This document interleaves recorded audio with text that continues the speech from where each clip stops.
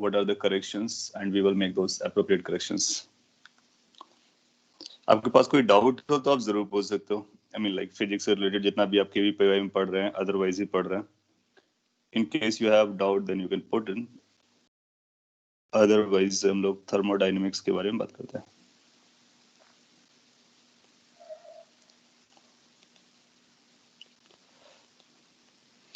एक बहुत खास ही चैप्टर है ऑल कॉम्पिटिटिव एग्जाम्स के लिए, B it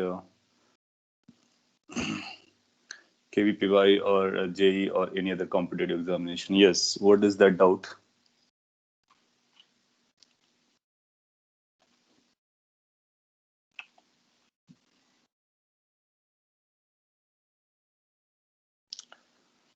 Okay, till then you can post your doubt and I'm moving forward. इसको हीट के साथ लिंक किया जाता है. हीट एंड थर्मोडायनेमिक्स ऐसा हम लोग पढ़ते हैं. हीट चैप्टर हम लोगों ने पढ़ा हुआ है. उस पर हम लोगों ने बात की थी कि हीट क्या होता है. That is energy which flows from one body to another due to temperature difference. So delta Q के कुछ अपने पॉइंट्स भी आए थे, जैसे कि एक बॉडी है उसका टेम्परेचर कैसे चेंज होता है, तो ये ms डेल्टा डी आपने यूज किया था. और फेज चेंज के सिचुएशन में this was m into l. तो ये दो फॉर्मूलाज बॉडी के लिए, किसी भी जनरल बॉडी के लिए यूज किया था.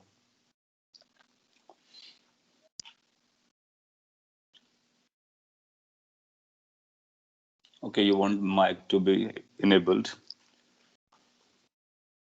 सो ठीक है, आपके पॉइंट्स को लेने के लिए हम लोग माइक को इनेबल कर सकते हैं, नॉट एन इशू.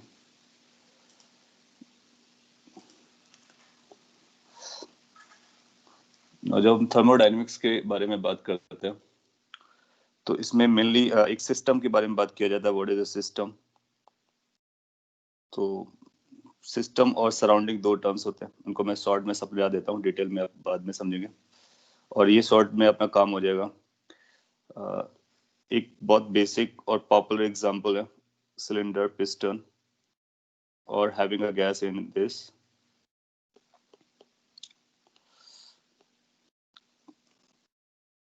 तो अगर मैं इसको कंप्लीट करता हूँ सम सॉर्ट ऑफ दिस, और इसके बाद यहाँ पर एक पिस्टन लगा होगा और ये पिस्टन मूव कर सकता है. So this is the cylinder, this is called piston, and we are having gas filled inside it. So that's a gas. Thermodynamic system को जब कभी हमको इमेजिन करना होगा या फिर जब कभी सोचना होगा कि क्या सिस्टम है, तो हम इस सिस्टम को याद कर सकते हैं. नाउ अगर आपने ये गैस को अपना सिस्टम कंसीडर किया है, so system is basically boundary which can be physical boundary, which can be hypothetical boundary, और उसके इनसाइड में जितने भी एलिमेंट्स होते हैं that's make the part of the system, and everything else is known as surrounding. So अगर system और surrounding को आप एक साथ मिला देते हो, सो that's called universe. So out of universe if you consider any sample of it, और जो आपके लिए कंसिडरेशन का पार्ट है, तो आप उसको सिस्टम बोलोगे. बाकी सारा कुछ सराउंडिंग कहलाता है. थर्मोडायनेमिक्स में जो सिस्टम होते हैं वो जनरली 3 कैटेगरीज में लोग बना के रखते हैं, जैसे कि ओपन सिस्टम हुआ. So what is a open system? छोटे छोटे पॉइंट्स आपसे पूछ भी सकते हैं. Close system, what is a close system? And the third is isolated system. Open system हम तब बोलते हैं कि जब मटेरियल और एनर्जी, दो टर्म से हम लोग बात करते हैं. एक तो मटेरियल के टर्म में, दूसरा एनर्जी के टर्म में. सो मैटर एंड एनर्जी अगर दोनों बाउंड्रीज के क्रॉस कर सकते हैं, सो आपने ऐसा बाउंड्री चूज किया जिससे मैटर भी क्रॉस कर सकता है, एनर्जी भी क्रॉस कर सकती है, उसको हम ओपन सिस्टम बोलते हैं. Both can transmit through the boundaries.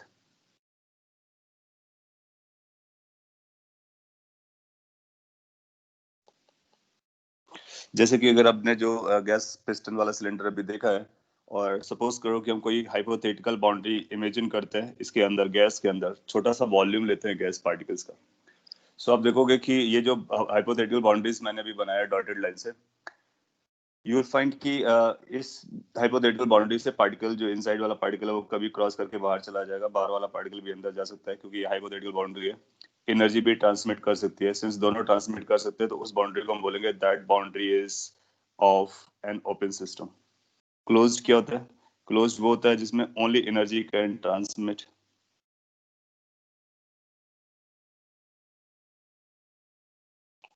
सो जो आपको ये पूरा बनाया गया है, अगर ये सिस्टम आपका लीक नहीं करता है, पिस्टन और सिलेंडर कंप्लीटली क्लोज्ड है, तो आप पाओगे कि जो गैस पार्टिकल है वो बाहर नहीं जा सकता है, बाहर का एयर अंदर नहीं जा सकता है, तो ये मैटर को आप प्रिवेंट कर रहा है। लेकिन एनर्जी को ट्रांसमिट करा सकता है वो कंडक्शन और कन्वेक्शन के थ्रू, पर्टिकुलरली कंडक्शन, क्योंकि वो कंडक्शन से हीट जो है इनसाइड से आउटसाइड, आउटसाइड से इनसाइड जा सकती है, तो इसको हम बोलेंगे क्लोज सिस्टम। आइसोलेटेड वो होता है जिसमें none, neither material nor energy can get transmitted, तो उसको बोलेंगे दैट इज आइसोलेटेड सिस्टम। तो आपको ध्यान से पढ़ना होता है किस सिस्टम के बारे में बात कर रहे हैं। एंड देन आफ्टर अपने को ये समझना होता है कि जब हम गैस के बारे में बात करते हैं, सिस्टम के बारे में बात करते हैं, जो आपने पिस्टन और सिलेंडर सिस्टम एज्यूम किया है, सो गैस को हम डिफाइन करने के लिए कुछ पैरामीटर्स यूज करते हैं। जैसे कि मास को डिफाइन करने के लिए आप केजी में मास को मेजर करते हो, या फिर कोई रॉड होती है तो उसकी लेंथ में मेजर करते हो, स्फीयर होता है तो उसके वॉल्यूम में मेजर करते हो। सिमिलरली गैस की क्वांटिटी उसको मेजर करने के लिए हम कुछ टर्म्स यूज करते हैं। बहुत ज्यादा डिटेल में मैंने जल्दी आपको बता देता।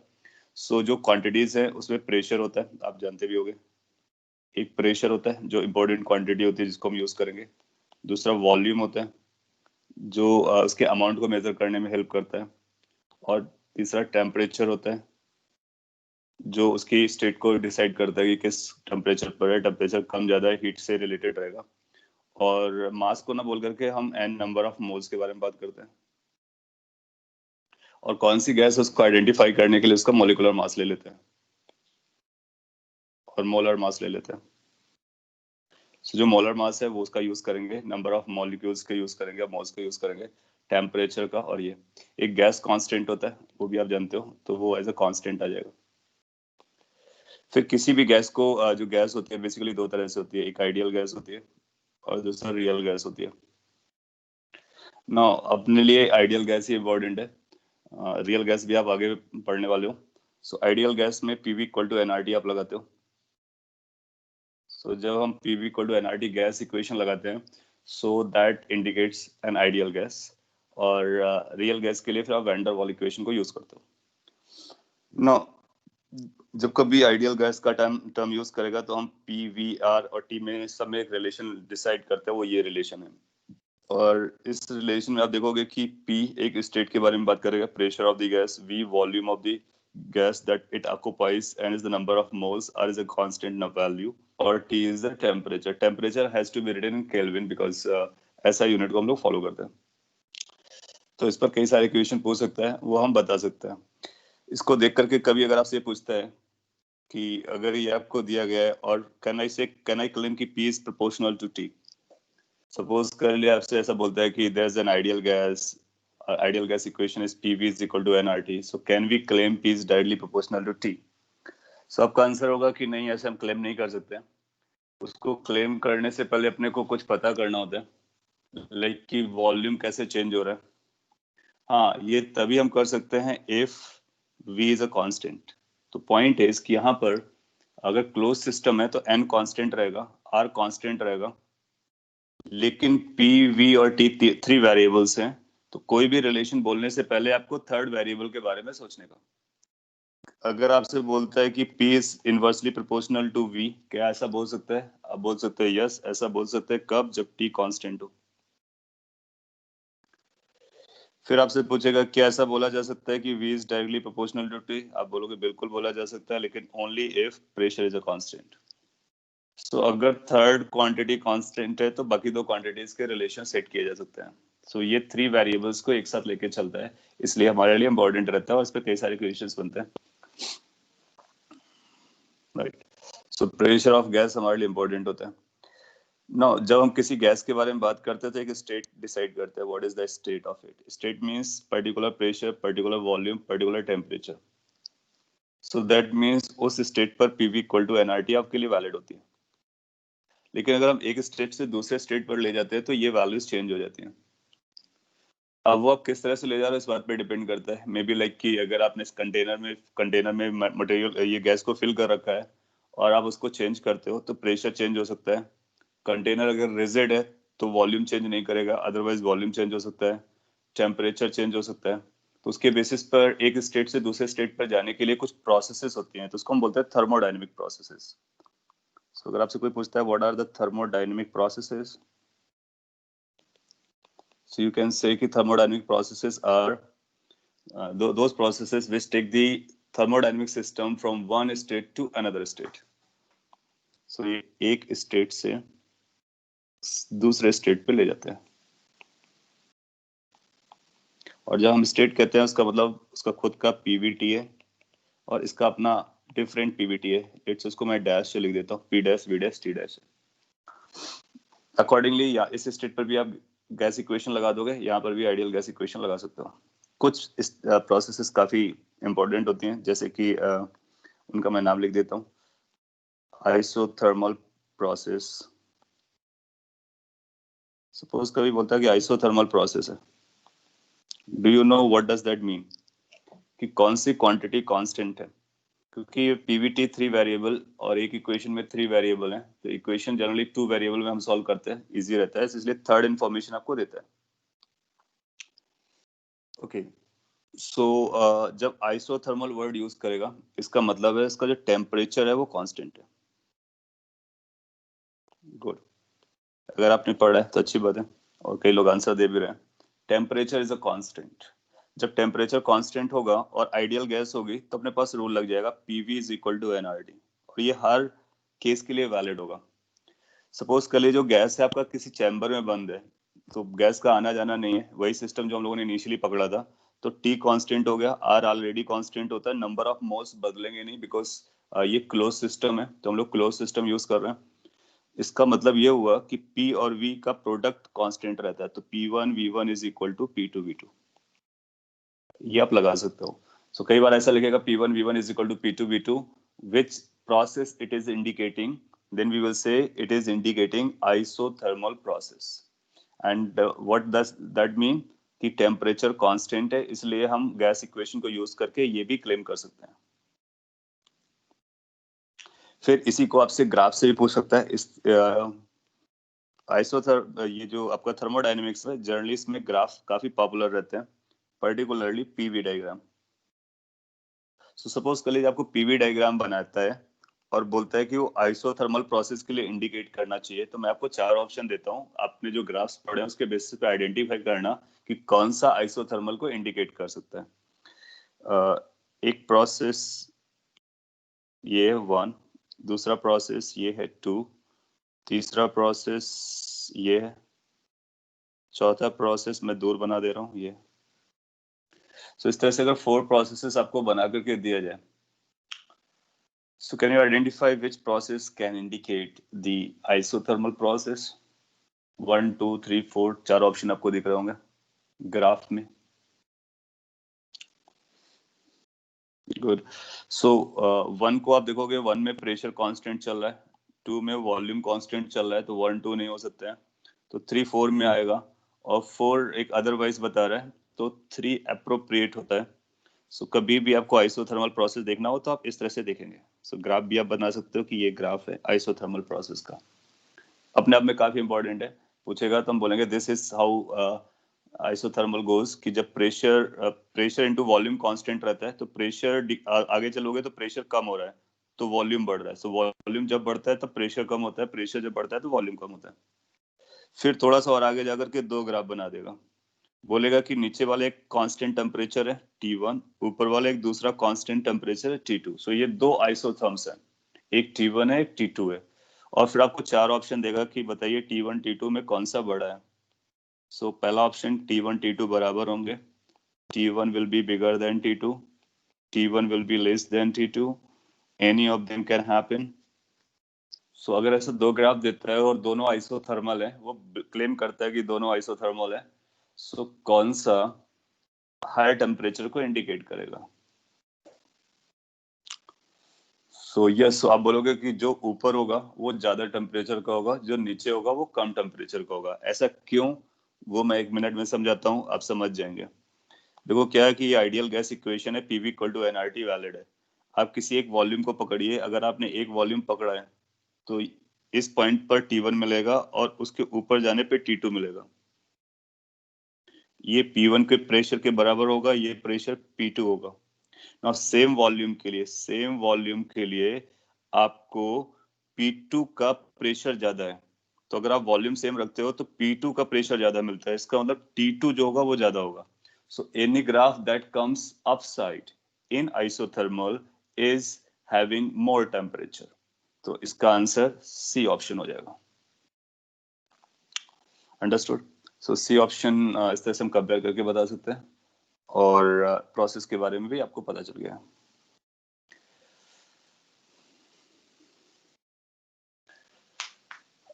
हाँ, वो आपके जो डाउट्स हम लोग डील कर लेंगे। Let me finish this first. इसके बाद सेकेंड प्रोसेस पर आते हैं। तो फर्स्ट आपका कंप्लीट हो जा रहा है आइसोथर्मल, इसी से रिलेटेड पूछेगा। कुछ और पॉइंट्स मैं बता सकता हूँ अगर आपके लिए जरूरी हो। एनीवे, पहले तो प्रोसेस समझा देते हैं। दूसरा है isobaric process. Any idea what the isobaric process indicates? Which quantity out of PVT remains constant in isobaric case? तो आप बोलोगे बार प्रेशर का यूनिट होता है, तो प्रेशर कांस्टेंट होने की बात कर रहे हैं। Good. So pressure is a constant. अगर ये प्रेशर कांस्टेंट है तो फिर हम PV equal to nRT equation लगाएंगे, and using this equation you can claim something. What you can claim is this कि प्रेशर कांस्टेंट हो गया तो volume is proportional to T. So volume और टेम्परेचर आपस में डायरेक्टली प्रोपोर्शनल होते हैं। सो वॉल्यूम बढ़ेगा तो टेम्परेचर बढ़ेगा। फिर इसका पीवी डायग्राम आपसे पूछ सकता है कि what is the PV diagram. So आप बोलोगे PV diagram is basically constant pressure case, and constant pressure is going to be like this. ऐसा आपसे बोल सकता है कि लेट से ये V1 है और ये V2 है। इस पॉइंट का टेम्परेचर T1 है, इस पॉइंट का टेम्परेचर T2 है। T1 T2 में कौन सा बड़ा होगा? तो यहां से हम बता सकते हैं कि T1 T2 में कौन सा बड़ा होगा। अब देखोगे कि कांस्टेंट प्रेशर वाली स्टोरी है, volume directly proportional to temperature है। टेम्परेचर को जानने के लिए हम वॉल्यूम को देखेंगे। वॉल्यूम ज्यादा हुआ है, इसका मतलब टेम्परेचर ज्यादा रहा होगा। सो यहाँ पर भी हम ये क्लेम करेंगे कि T2 is greater than T1 because V2 was greater than V1। तो इस तरह से आपसे लिंक करके क्वेश्चन पूछ सकता है ग्राफिकल रिलेशंस में। और सिंस ग्राफ आप फिजिक्स में ऑलरेडी पढ़ चुके हो तो इसका और भी यूज कर सकते हो। लेट्स अगर आपसे पूछता है V वर्सेस T ग्राफ कैसा दिखेगा, V versus T graph. So generally वो पीवी आपसे पूछेगा, लेकिन अगर V वर्सेस T पूछता है तब भी हम बता सकते हैं। मैं आपको ऑप्शन देता हूं, जैसे कि ये 1 ऑप्शन है,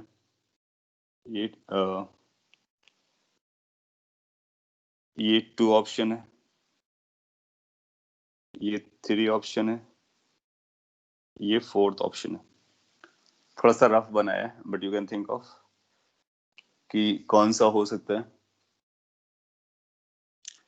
सो आप जानोगे डायरेक्टली प्रोपोर्शनल है, स्ट्रेट लाइन आना चाहिए, स्ट्रेट लाइन और वो भी ओरिजिन से पास होना चाहिए। सो ओरिजिन से पास होने वाले स्ट्रेट लाइन बनाएंगे। So it will be like, यहाँ से जनरली हम डॉटेड दिखाएंगे, फिर इसके बाद ऐसा दिखा देंगे। So that's V versus T। बाकी आप किसी भी दो पैरामीटर्स में उसका ग्राफ बना सकते हो इस कंडीशन को यूज करते हो। तो अपने पास क्या है, P कांस्टेंट और आइडियल गैस इक्वेशन, उससे जो भी आउटपुट आएंगे उन सबको हम अपना रिजल्ट एज्यूम कर लेंगे। थर्ड जो इंपॉर्टेंट होती है that's called isochoric process. In isochoric process volume remains constant. तो वो सिंपली ऐसा बोलेगा कि आपके पास रिजिड वेसल है और रिजिड कंटेनर है। जैसे उसने रिजिड वर्ड यूज किया कंटेनर के साथ, इसका मतलब है उसका वॉल्यूम चेंज नहीं करेगा, it's walls are fixed, so volume remains constant. और सिमिलरली कई बार ऐसा टर्म यूज कर लेगा, जैसे आइसोथर्मल प्रोसेस है तो इनके लिए भी कुछ टर्म्स यूज करता है, हम लोग आगे भी बात कर लेंगे। तो आइसोकोरिक के लिए रिजिड कंटेनर सफिशिएंट इंफॉर्मेशन होती है। इक्वेशन क्या बनेगी, PV इक्वल टू nRT आप लगाइए। So P is directly proportional to T। Accordingly आप डायग्राम बना सकते हो और अकॉर्डिंगली आप डिफरेंट डिफरेंट डायग्राम में उसको कन्वर्ट कर सकते हो।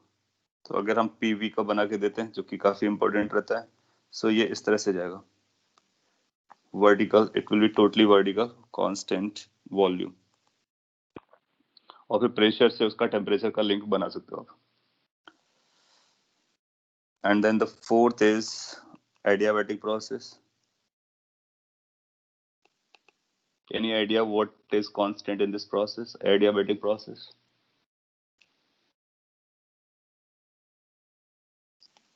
आपका P कांस्टेंट आइसोबारिक हो गया और आइसोथर्मल टेम्परेचर कांस्टेंट हो गया, आइसोकोरिक वॉल्यूम कांस्टेंट हो गया। सो मोल्स को हम लोग कांस्टेंट लेके चल रहे हैं क्योंकि अपना सिस्टम ही क्लोज सिस्टम एज्यूम किया गया है। सो नंबर ऑफ मोल्स सारे केस में कांस्टेंट रहे हैं अभी तक। सो नंबर ऑफ मोल्स को हम लोग कांस्टेंट ही डील कर रहे हैं। हीट का इन्वॉल्वमेंट नहीं होता है, गुड। सो हीट के लिए लिखते हैं delta Q equal to 0। That means there is no exchange of heat. It implies no exchange of heat. किसके बीच में एक्सचेंज नहीं हो रहा है? Between system and surrounding.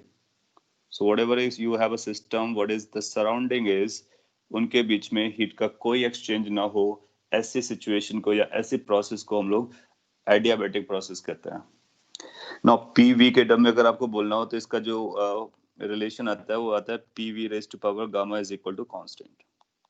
तो कभी आपको ऐसा दिया जाए PV raise to power gamma is equal to constant और आपसे पूछा जाए विच इक्वेशन और which process it is indicating, you say this implies heat to be zero and back vice versa. तो ये एक दूसरे को इम्प्लाई करते हैं। So neither P constant nor V constant, it's a heat exchange which is zero, and equation goes to be PV raised to power gamma is equal to constant. कई बार इसको different form में पूछेगा तो आपके पास PV is equal to nRT होता है, तो इसको हम PV से VT TP के टर्म में कन्वर्ट कर सकते हैं। तो ये था P एंड V के टर्म में। सपोज कर लीजिए आपसे कोई पूछता है कि V एंड T के टर्म में क्या आएगा रिलेशन, तो इसको हम V और T के टर्म में आइडेंटिफाई कर सकते हैं। और उसके लिए क्या करना होगा कि प्रेशर को एलिमिनेट करना होगा। इस इक्वेशन से प्रेशर की वैल्यू निकालिए और प्रेशर को यहाँ पे प्लेस कर दीजिए। तो ये बनेगा nRT divide by V into V raise to power gamma is equal to constant. This how you convert it. अच्छा, जो कांस्टेंट हैं उन कांस्टेंट, हाँ गामा के बारे में अभी आपको बताऊंगा। इसमें जो कांस्टेंट हैं, अभी आप गामा को कांस्टेंट समझिए, और राइट हैंड साइड में कांस्टेंट है तो n कांस्टेंट है, r कांस्टेंट, उनको हटा देंगे। So this could be written as T V raised to power gamma divided by V is equal to constant. इसको V को ऑफ साइड ले जाएंगे तो एक पावर कम हो जाएगी, तो T V raised to power gamma minus 1 is equal to constant. So जो इक्वेशन आपने डेल्टा Q इक्वल टू 0 लिखा है या P V raised to power gamma equal to constant लिखा है, उसको हम T V raised to power gamma minus 1 भी लिख सकते हैं। सो पॉइंट इज कि एक आप याद रखिए, बाकी कन्वर्ट करके लिख सकते हैं कि कौन कितना जाने वाला है। एक लास्ट, ये तीन तरह से लिखा जा सकता है। P और T के टर्म में अगर लिखने को बोला है, प्रेशर और टेम्परेचर के टर्म में, तो अगर प्रेशर और टेम्परेचर के टर्म में आपसे पूछता है तो आपको कौन सा टर्म एलिमिनेट करना चाहिए? वॉल्यूम।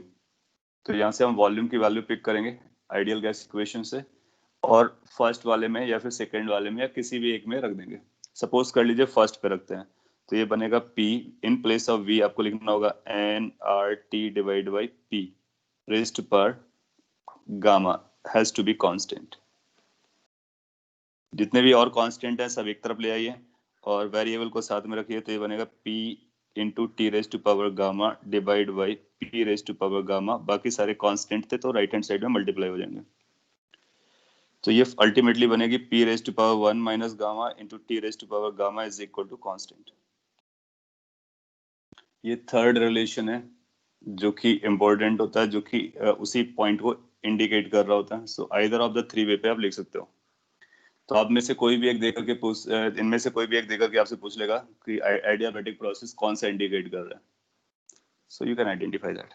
अच्छा, गामा यहाँ पर क्या है? गामा को गैस कांस्टेंट आप कह सकते, गामा एक कांस्टेंट होता है और उसके लिए हम कुछ पॉइंट्स बता देते हैं जिस पर वो डिपेंड करता है। गामा की वैल्यू भी हो सकता है आपसे पूछ ले। गामा को हम लिखते हैं 1 + 2/f, एक कांस्टेंट है। और गामा को हम लोग CP/CV भी लिखते हैं। अब ये CP/CV क्या है, एक थोड़ा सा आइडिया दे देता हूँ अगर आपने पहले कभी नहीं पढ़ा है तो। सो गामा को दो तरह से रिकॉल किया जा सकता है, फर्स्ट वे से, सेकेंड वे से। नाउ फर्स्ट वे पे जब आप लिखोगे तो ये F पता चलेगा, तो F का मतलब होता है डिग्रीज ऑफ फ्रीडम। इनको नोट कर लीजिए, छोटे छोटे पॉइंट्स हैं और काम के हैं। अभी मैं आपको रिजल्ट बता देता हूँ, जब क्लास में डिटेल में पढ़ेंगे तो उनको पता करेंगे कैसे आता है ये सब। डिग्रीज ऑफ फ्रीडम होता है, और डिग्रीज ऑफ फ्रीडम अलग अलग गैसेस के लिए अलग अलग होता है। जैसे अपने पास कौन कौन सी गैसेस होती हैं? मोनो एटॉमिक गैसेस होती हैं, डाई एटॉमिक गैसेस होती हैं, और पॉली एटॉमिक गैसेस होती हैं। तीन कैटेगरी में डिवाइड कर सकते हैं। कोई एग्जांपल दे पाएंगे आप ये मोनो एटॉमिक गैस का? Any example of mono atomic gas that you know? You must be know because you go through in detail in chemistry. Sir noble gas. Helium. Good. So अगर आपके पास monoatomic gas है तो उसके लिए F degree of freedom 3 होती है। अगर आपके पास डायटोमिक गैस है, जैसे लाइक ऑक्सीजन, नाइट्रोजन, तो उसके लिए इसको जो डिग्रीज ऑफ फ्रीडम होती है वो 5 होती हैं, और वो 7 भी होती हैं। तो 5 और 7 में से हम लोग चूज करते हैं। जनरली आप 5 चूज करेंगे, 7 हाई टेम्परेचर पर यूज करते हैं। पॉलीएटॉमिक गैस, उसकी डिग्रीज ऑफ फ्रीडम 6 होती हैं। सो ये नंबर आप याद रख सकते हो, degrees of freedom of different type of gases 3, 5 and 6। कोई एग्जांपल पॉलीएटॉमिक गैस का? जैसे आपने भी मोनोएटॉमिक का आंसर दिया, पॉलीएटॉमिक गैस। ऑक्सीजन।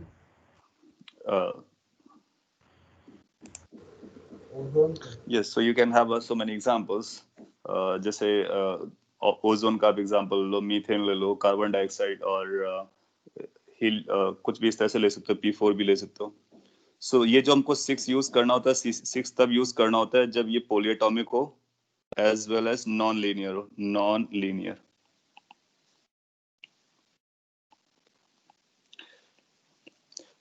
इसका एक एग्जांपल है, जैसे कि फॉर एग्जांपल CO2।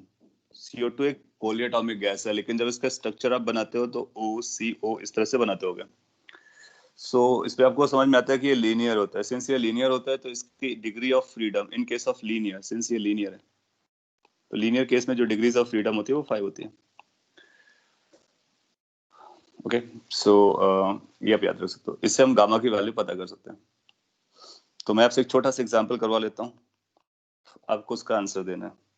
ये बोलता है फाइंड गामा फॉर ऑक्सीजन।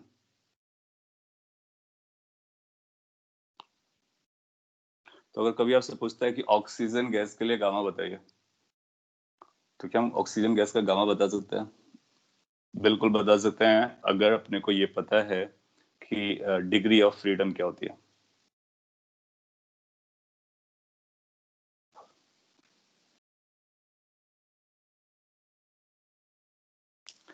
सो आपके पास फॉर्मूला है, आप बता सकते हो।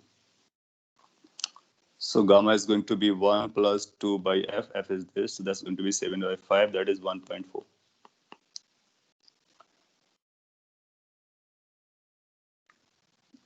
इन केस आपसे पूछता है कि नाइट्रोजन गैस के लिए कितना होता है, या फिर हाइड्रोजन गैस के लिए कितना होता है, या फिर कोई भी डाई एटॉमिक गैस के लिए पूछेगा, यही आंसर आएगा। इसलिए ये गामा हमारे लिए इंपॉर्टेंट होता है, तो डाई एटॉमिक का हम गामा याद रख सकते हैं। दूसरा, अगर आपसे पूछता है फाइंड गामा फॉर मीथेन, सो अगर मीथेन गैस के लिए CH4 के लिए आपसे गामा पूछता है, तो क्या हम बता सकते हैं? मैं आपसे इसलिए कैलकुलेट करा रहा हूँ सो दैट आपको रिकॉल हो जाए, याद हो जाए वो पॉइंट। और 3 टाइप्स की गैसेस हैं, तीनों के लिए गामा आपको याद रखना होता है। सो आप बोलोगे gamma is equal to 1 + 2/f. F is 6, so that's 1 + 1/3, that is 4/3, which is 1.33. 1.33. सो दूसरा एक्सट्रीमली इंपॉर्टेंट आंसर इज 1.33। ये पॉलीएटॉमिक गैसेस के लिए है। 1.4 इज फॉर डायटोमिक गैसेस के लिए। एक और बचता है मोनो एटॉमिक का, उसका भी एग्जांपल लिख लेते हैं। Find gamma for helium gas.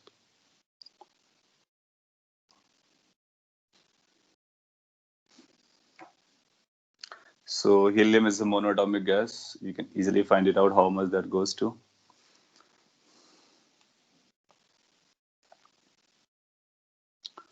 So gamma is going to 1 plus 2 by 3, basically 5 by 3, basically 1.66. Yes. तो कभी आपसे पूछता है कि तीनों टाइप के गैसेस से गामा को अरेंज कीजिए, तो आप बोलोगे सबसे ज्यादा मोनोटॉमिक गैस के लिए वैल्यू रखता है, फिर डायटोमिक के लिए, फिर पॉलीटॉमिक के लिए। और डिग्रीज ऑफ फ्रीडम भी आपसे पूछा जा सकता है, वो बता सकते हो, एंड गामा वैल्यू भी बता सकते हो। और अब गामा आपको पता चल गया तो आप इसका आंसर भी दे सकते हो। नहीं, this is not a Poisson's ratio, neither it is expansion coefficient, it is called adiabatic coefficient और कांस्टेंट। तो ये गामा एक अलग स्टोरी है जो कि रेशियो कहलाता है, मोलर हीट कैपेसिटीज का रेशियो।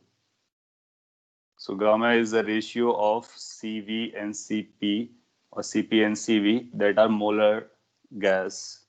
तो इसको एडियाबैटिक कांस्टेंट जैसा बोल सकते हैं, या सिंपली कांस्टेंट या मोलर कांस्टेंट या गैस कांस्टेंट, इस तरह से नाम दे सकते हैं। पॉइजन्स जैसा कोई नाम नहीं है इसका, और ना ही एक्सपेंशन कोएफिशिएंट है। तो इसको हम इस तरह से यूज करते हैं। सपोज कर लीजिए कि आपको ऐसा क्वेश्चन देता है एग्जाम्पल के तौर पर, गैस, जब गैस बोलेगा तो आइडियल गैस बोलेगा। N ideal gas follows the process, वो प्रोसेस कुछ ऐसा दिया गया है, P V raised to power 1.33 is equal to constant. Identify process and gas involved. फिर 4 ऑप्शन दे सकता है। तो आपको पहले ये पता करना कि कौन सी प्रोसेस की बात चल रही है और फिर कौन सी गैस इन्वॉल्व है। So it's like PV raised to power gamma is equal to constant, तो एडियाबैटिक प्रोसेस हो गया, गुड।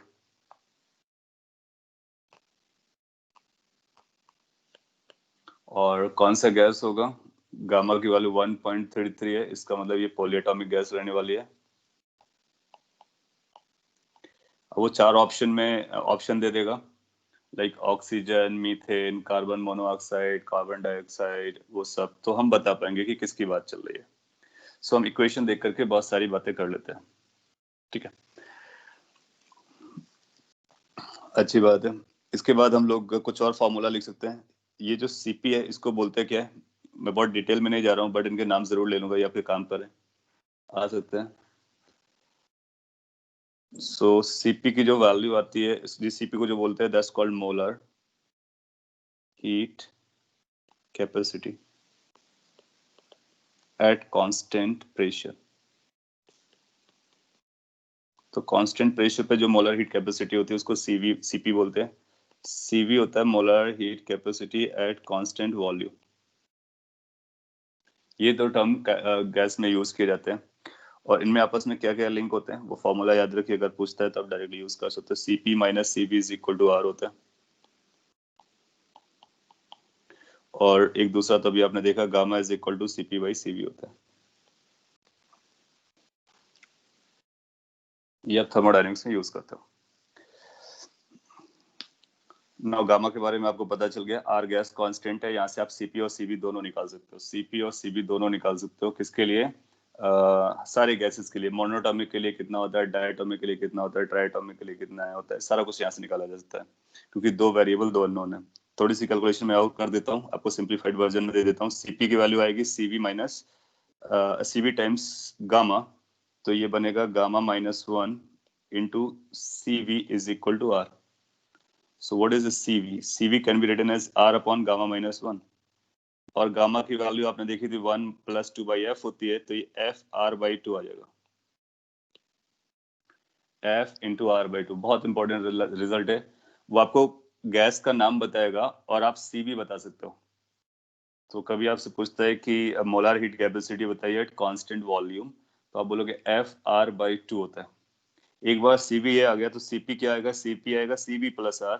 तो CP की जो वैल्यू बनेगी वो आएगा F/2 plus 1 into R. So this is CB value, this is CP value. Both are important. Sir थोड़ा सा ज्यादा टर्म्स आपको लग रहे होंगे, बट 2-3 बार पढ़ोगे तो आपको समझ में आ जाएगा। F आपको पता है और R कांस्टेंट होता है, तो आप CV निकाल सकते हो, CP निकाल सकते हो। इसका लो CV CP आप निकाल सकते हो just by knowing the name of the gas. Sir gas का नाम पता होगा, आप बता सकते हो उसका CP कितना, उसका CV कितना है और उसका गामा कितना है, उसका डिग्री ऑफ फ्रीडम कितना है, सारी इंफॉर्मेशन आपको पता चल जाती है। मैं एक छोटा सा एग्जांपल इसके कैलकुलेशन को लेकर के पूछ लेता हूँ, वो आपको उसका आंसर करना है। It says find ratio of CP of nitrogen to CV of helium gas. So मैंने लिखा है कि find ratio of CP of nitrogen to CV of helium gas. इन दोनों गैसेस के CP और CV जो बोले गए उनका रेशियो बताना है। शो करता भी आपको प्रीवियस स्लाइड, तो ये नाइट्रोजन का है और CV ऑफ हीलियम है। इस रेशियो को चाहिए, 4 ऑप्शन देगा, आपको बताना होगा। सॉरी, ये प्रीवियस स्लाइड है। फॉर्मूला नोट कर लीजिए और डिग्रीज ऑफ फ्रीडम याद रखिए, इसके बाद आप आंसर दे पाओगे।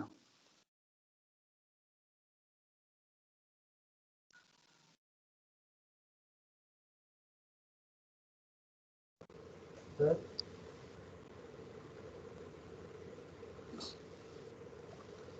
Hello sir.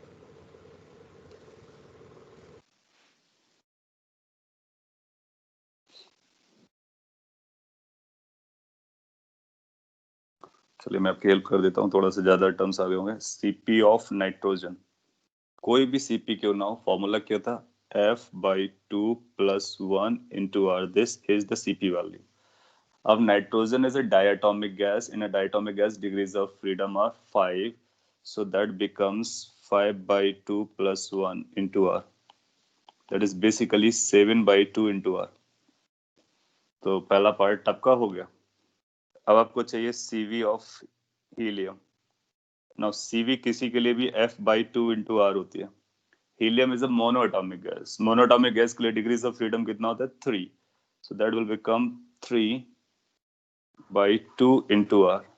अब आपको इन दो नंबर्स का रेशियो चाहिए था, सो इन दो नंबर्स का रेशियो दे देंगे, तो this will be 7R/2 divided by 3R/2। You can simplify, R/2 cancel हो गया, 7/3।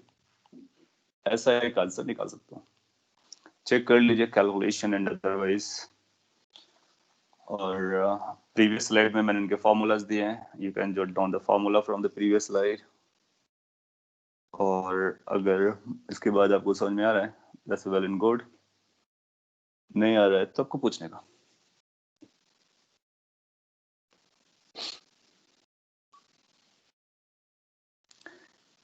I have changed the setting, but I'm not able to hear you guys.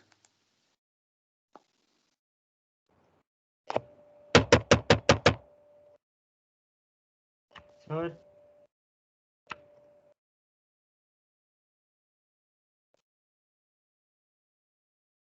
Sir अब अभी आवाज आ रहा है, बोलिए। Yeah, now I can hear you. You can speak on. Sir, instead of learning the values of X, can't we learn the value of gamma?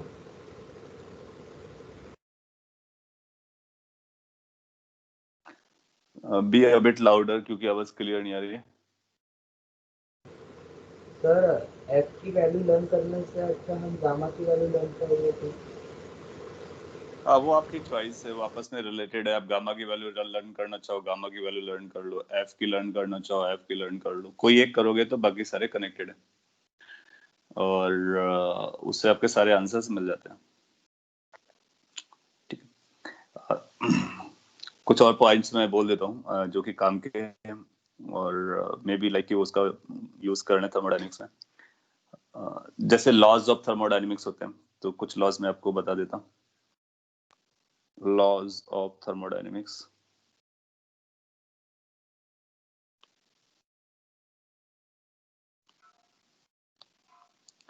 There are few laws जिससे ये govern होता है। तो जो first law है that is known as zeroth law of thermodynamics. So जो first law है उसको हम zeroth law के नाम से जानते हैं और इसका स्टेटमेंट क्या होता है? बहुत सिंपल सा स्टेटमेंट है। वो स्टेटमेंट मैं यहाँ लिख देता हूँ। इट सेज कि if A and B are in thermal equilibrium, thermal equilibrium के बारे में हम लोगों ने बात की थी मे बी हीट वाले टर्म में। Anybody remember what is the meaning of thermal equilibrium?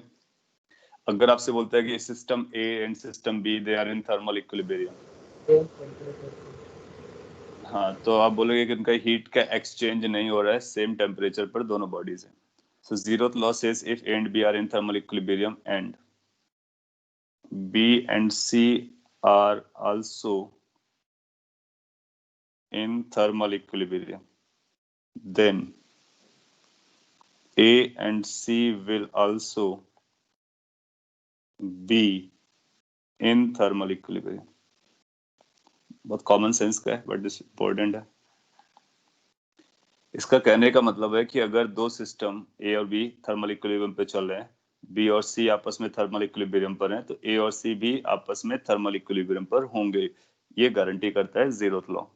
आपसे पूछ सकता है कि जीरोथ लॉ किस रूल्स के अकॉर्डिंग कनेक्टेड है, तो आप बोलोगे कि थर्मल इक्विलिब्रियम को यूज करता है और फिर इस तरह से उसका स्टेटमेंट है।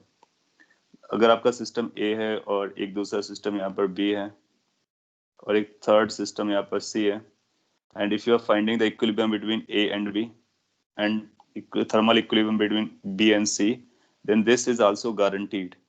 So अगर ये दो पता होंगे तो third is also guaranteed. That's what it says. और ये common sense भी है। TA equal to TB हो जाएगा और TB equal to TC हो जाएगा, तो TA और TC आपस में बराबर होना पड़ेगा। So that's called first zeroth law of thermodynamics. और इसका कोई खास यूज नहीं रहता है बट थ्योरेटिकल यूज है। वो आपसे थ्योरेटिकली पूछ सकता है what it is and how it is related with thermal equilibrium, तो आप बता सकते हो। इसके बाद जो सेकंड लॉ है ये फिजिक्स में खास इंपॉर्टेंस रखता है, that's called first law of thermodynamics.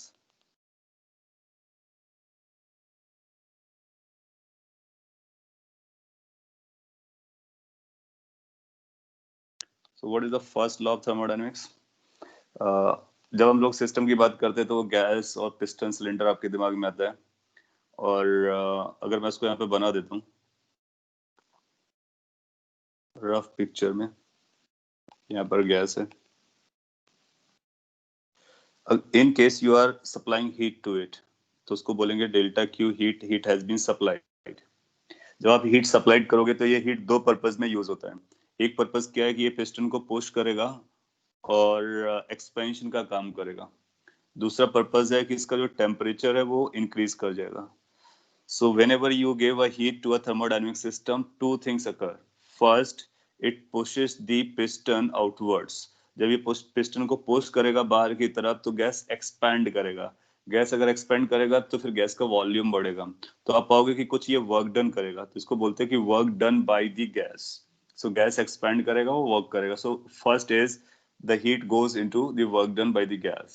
Second part of the heat or some part of the heat goes into increasing the temperature of the gas.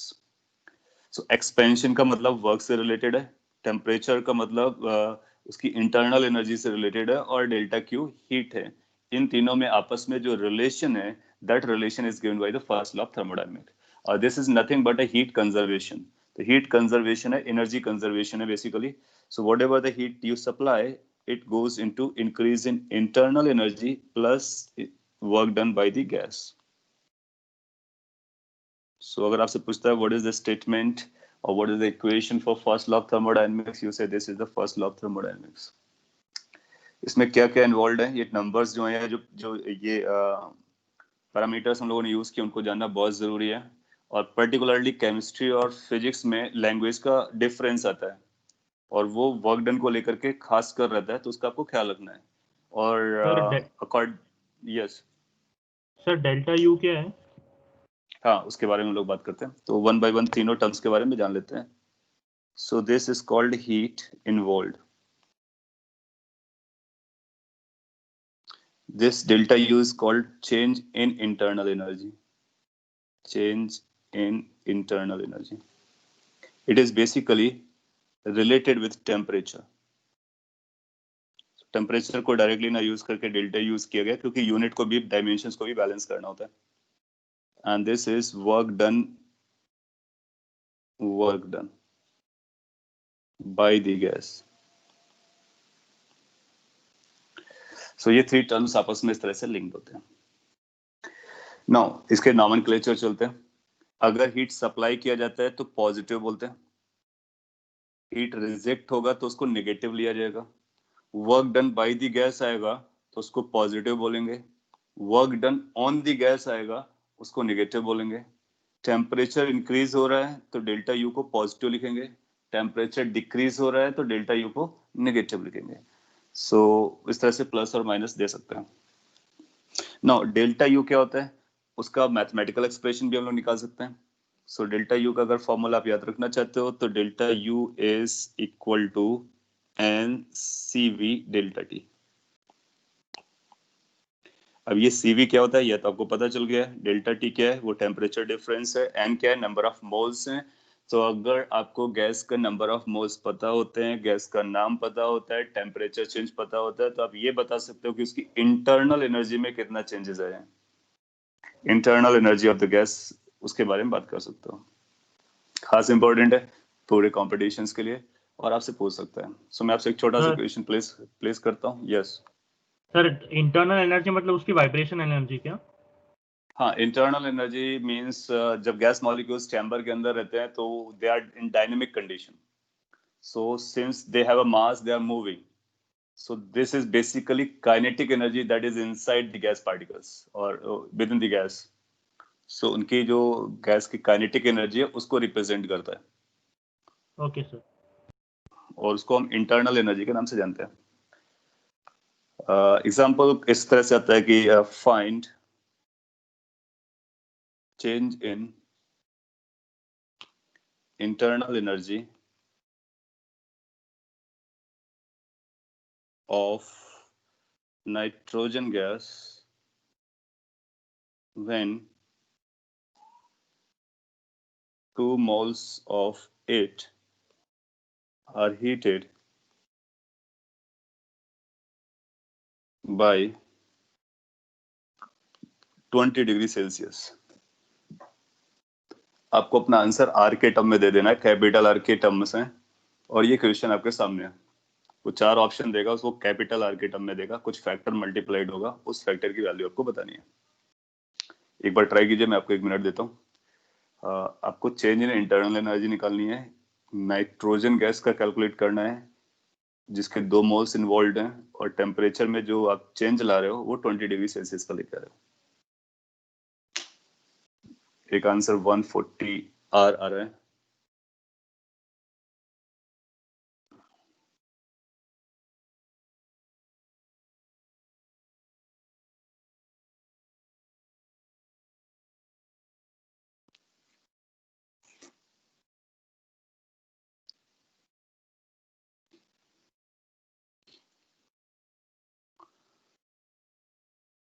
So okay, एक 1465 are बताया. Check कर लेते हैं क्या करना चाहिए. Delta U, what is a delta U? कोई भी गैस हो, कोई भी प्रोसेस हो, इसका फाइनल फॉर्मूला है NCV डेल्टा टी. सो आपको CV पता करना होता है, डेल्टा टी पता करना होता है. Do we know N? Yes we do know N is 2. Do we know CV? CV is FR/2. F के बारे में कितना ख्याल है? ये डायटोमिक गैस है, F की वैल्यू 5 रही होगी, 5R/2 हो जाएगा. Do we know delta T? Yes, that is 20 degree Celsius, which is also equal to 20 Kelvin. क्योंकि आप जानते हो कि इसकी वैल्यू जो है डिग्री सेल्सियस और केल्विन में बराबर रहती है. सो डेल्टा टी आपको पता चल गया, एन पता चल गया, सी भी पता चल गया. Now you know everything to answer. Then final answer goes to be twice into 5R/2 into 20, and it will make sense. So 2 से 2 cancel हो गया. How much it goes to? Yeah, it's 100, right? So it becomes 100R. R is a number. So R को आप use कर लोगे. It should be 7R/2. क्या आप CV के बारे में बात करो? CV is FR/2 and F is degree. No, that is CP. अब देखोगे दो अलग अलग हैं. CP की जो वैल्यू होती है वो 1 + F/2 होती है और CV की वैल्यू FR/2 होती है. मैं आपको प्रीवियस स्लाइड पे ले चलता हूँ और उनको नोट्स पे आप जरूर ऐड कर लीजिए. यहाँ पे कहीं CP लगा दिए. सो उनको हम सही से याद रखेंगे और मिक्सअप नहीं करेंगे. वो थोड़ा सा टाइम लगेगा, I can think of, but अगर एक बार आपने उसको समझ लिया देन यू विल फाइंड कि आप उसको कहीं भी यूज कर सकते हो और इस तरह के क्वेश्चंस का आप आंसर दे सकते हो. सो ये जो क्वेश्चंस हैं काफी इंपॉर्टेंट है. इस तरह से एग्जाम्स में पुट करता है, वो वेरियस एग्जाम में भी करता है. सो KVPY में भी लाइकली है.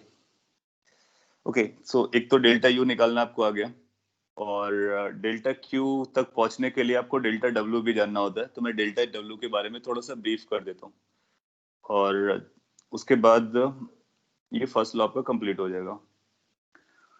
डेल्टा डब्ल्यू के बारे में थोड़ा सा ब्रीफ ऑफ है. This is work done by the gas.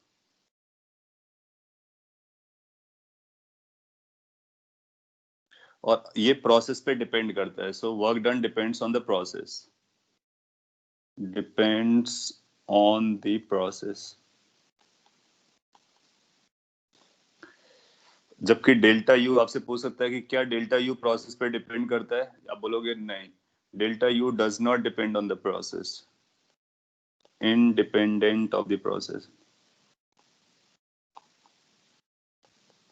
इस तरह से आपसे क्वेश्चन पूछ सकता है, थ्योरेटिकल भी. एंड प्रोसेस पे अगर डिपेंड करता है तो इसका फॉर्मूला क्या चलता है वर्क डन का. तो अगर हम वर्क डन के फॉर्मूले के बारे में बात करें तो वर्क डन का फॉर्मूला होता है इंटीग्रेशन PdV. ऐसे आप याद रख सकते हो. और ये कैसे आता है इसका डेरिवेशन हम लोग बाद में करेंगे. तो अगर फॉर्मूला पूछता है तो इस इंटीग्रेशन ऑफ PdV अलग अलग प्रोसेस के लिए अलग अलग आता है. सपोज कर लीजिए कभी आपसे पूछता है आइसोबारिक के लिए क्या लिखा जाएगा. तो आइसोबारिक केस के लिए आप पाओगे प्रेशर कांस्टेंट होता है. प्रेशर को बाहर निकालोगे तो जो वर्क डन आएगा वो pressure into change in volume आ जाएगा. चेंज इन वॉल्यूम का मतलब final volume minus initial volume. अगर सपोज करो आइसोकोरिक प्रोसेस है, क्या आप बता पाओगे ये कितना आएगा आइसोकोरिक प्रोसेस के लिए? What is the work done for isochoric process?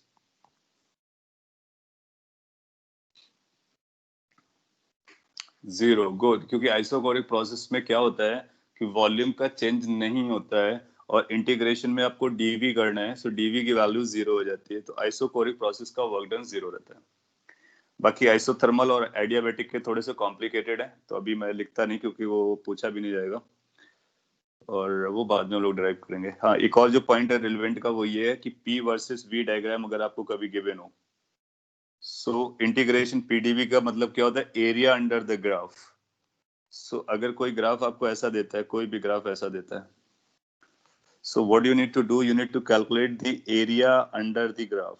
If you can calculate area under the graph, that area under the graph is going to be the work done by the gas. So that's going to be work done by the gas.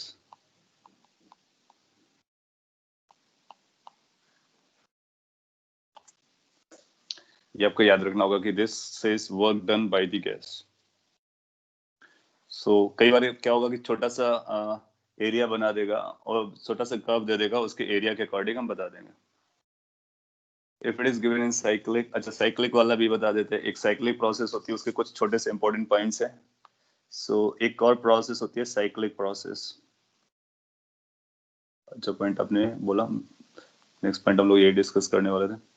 Cyclic process का मतलब होता है कि it is a combination of so many processes जिससे initial और final state वही हो जाए। तो इसके कुछ रिजल्ट्स हैं जो आपको याद रखना चाहिए। ये पीवी डायग्राम में सपोज कर लीजिए, और आप यहाँ से चलते हैं। लेट से एक ये प्रोसेस है, दूसरा ये प्रोसेस है, और 3 प्रोसेस बना लो, 4 बना लो, जितना भी आप चाहो उतना बना लो। लेट से हम 3 प्रोसेस वाली बात करते हैं। ये और इट वाज लाइक कि हम 1 से स्टार्ट हुए थे, then reached to 2, then reached to 3, then again came back to 1. So जब जहां से आप स्टार्ट करते हो वापस वहीं पर आ जाते हैं, यानी क्लोज्ड बनता है, तो उसको बोलते हैं that is a cyclic process. और आप आइडेंटिफाई कर पाओगे कि जो 1 to 2 प्रोसेस है, can you identify what is 1 to 2 process?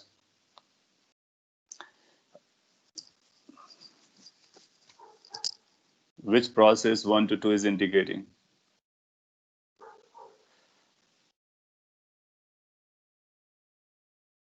Newton's law of cooling, yes. ये भी थर्मोडायनेमिक्स ओवर हो रहा है। इसके बाद में जो हीट ट्रांसफर का पॉइंट है वो भी हम लोग डिस्कस कर लेंगे, उसमें न्यूटन्स लॉ ऑफ कूलिंग भी आएगा। अभी हीट ट्रांसफर का जो पार्ट है उसी के साथ हम लोग कवर करेंगे, कन्वेंशन, कंडक्शन और convection, this radiation, conduction, convection और रेडिएशन। एनीवे ये आइसोबारिक प्रोसेस है। आइसोबारिक के साथ साथ आप और भी बोल सकते हो कि ये एक्सपेंशन है, क्योंकि 1 से जब 2 जा रहा है तो वॉल्यूम बढ़ रहा है, वॉल्यूम बढ़ता है तो इसको एक्सपेंशन कहते हैं। तो जनरली लोग इसको ऐसा बोलेंगे, आइसोबारिक एक्सपेंशन, ठीक है। और अगर आप 2 to 3 जा रहे हो, देन 2 to 3 में आइसोकोरिक है, और इसके साथ कंप्रेशन एक लॉन्ग एक्सपेंशन नहीं बोल सकते क्योंकि वॉल्यूम कांस्टेंट है, हाँ प्रेशर डाउन हो रहा है। और 3 to 1 जो प्रोसेस है वो कोई और प्रोसेस है। सो जो दूसरा प्रोसेस है उसका नाम हम आपको पता नहीं है, तो आपसे पूछ सकता है कि व्हाट इज 3 to 1 प्रोसेस। सो आप बोलोगे 3 to 1 प्रोसेस का कोई पर्टिकुलर नाम नहीं है, वो इक्वेशन बना के दिया जा सकता है। एनीवे, सो साइक्लिक प्रोसेस में क्या क्या इंपॉर्टेंट पॉइंट्स होते हैं वो है, जब कभी साइक्लिक प्रोसेस आएगा उसमें डेल्टा यू की वैल्यू हमेशा 0 रहेगी। क्यों? क्योंकि जिस टेम्परेचर से चला था फाइनली उसी टेम्परेचर पर आया, तो डेल्टा टी की वैल्यू 0 होती है। This is because delta tea was 0। So complete cyclic process में इंटरनल एनर्जी में कोई चेंज नहीं आता है। बहुत इंपॉर्टेंट स्टेटमेंट है जो कई बार आपसे पूछा जा सकता है। और डेल्टा डब्ल्यू के बारे में क्या बोल सकते हैं? डेल्टा डब्ल्यू के बारे में हम ये बोलेंगे कि ये पॉजिटिव होता है और नेगेटिव होता है। 0 तो होगा नहीं क्योंकि साइकिल है, तो साइकिल का एरिया है, तो जो भी साइकिल का एरिया होता है उसको हम बोलते हैं work done. So area is equal to work done. कब पॉजिटिव बोलेंगे कब नेगेटिव बोलेंगे ये आपसे पूछ सकता है।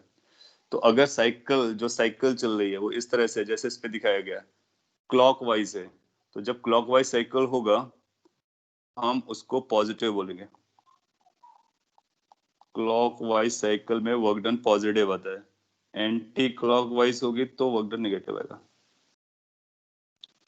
सो अगर एंटी क्लॉकवाइज बनाया जाएगा तो नेगेटिव आएगा, तो इस केस में आपका जो वर्क डन आएगा वो पॉजिटिव आएगा। पॉइंट इज कि हम साइकिल को देख करके बता सकते हैं कि किस तरह का वर्क डन है, पॉजिटिव है नेगेटिव है, उसका एरिया कैलकुलेट करके बता सकते हैं how much that value is, internal energy का चेंज बता सकते हैं। और अगर दोनों बता दिया तो फिर हम फर्स्ट लॉ ऑफ थर्मोडायनेमिक्स को यूज करके ये भी बता सकते हैं कि हीट का क्या चल रहा है, क्योंकि हीट को कैलकुलेट करने के लिए आपको डेल्टा यू निकालना होता है और डेल्टा डब्ल्यू निकालना होता है। तो डेल्टा यू डेल्टा डब्ल्यू दोनों आप समझ चुके हो, ठीक है। और एक और लास्ट पॉइंट इसी से लिंक्ड है, वो भी बता देता हूँ। जो डेल्टा क्यू की कैलकुलेशन है गैस के लिए, आपने देखा था जो एम एस डेल्टा टी था या फिर एम एल के बराबर था, वो फेज चेंज और एक ही फेज में मटेरियल को हीट करने के लिए था, लेकिन गैस के लिए इसका अलग होता है। तो गैस के लिए डेल्टा क्यू की जो वैल्यू होती है उसको हम N C P delta T लिख सकते हैं, और इसको हम N C V delta T लिख सकते हैं। सीपी डेल्टा टी तब यूज करेंगे, पी यूज कर रहे हैं इसका मतलब this has to be used in isobaric process. C V कब यूज करना है? आइसोकोरिक प्रोसेस में। सो इन दो प्रोसेस से रिलेटेड अगर आपसे हीट पूछेगा तो आप बता सकते हो, और बाकी किसी और प्रोसेस से पूछता है तो क्या करने का, उस प्रोसेस के लिए पहले डेल्टा यू निकालने का, फिर डेल्टा डब्ल्यू निकालने का, फिर फर्स्ट लॉ ऑफ थर्मोडायनेमिक्स निकालने का, फिर अपना आंसर बताने का। Got to no?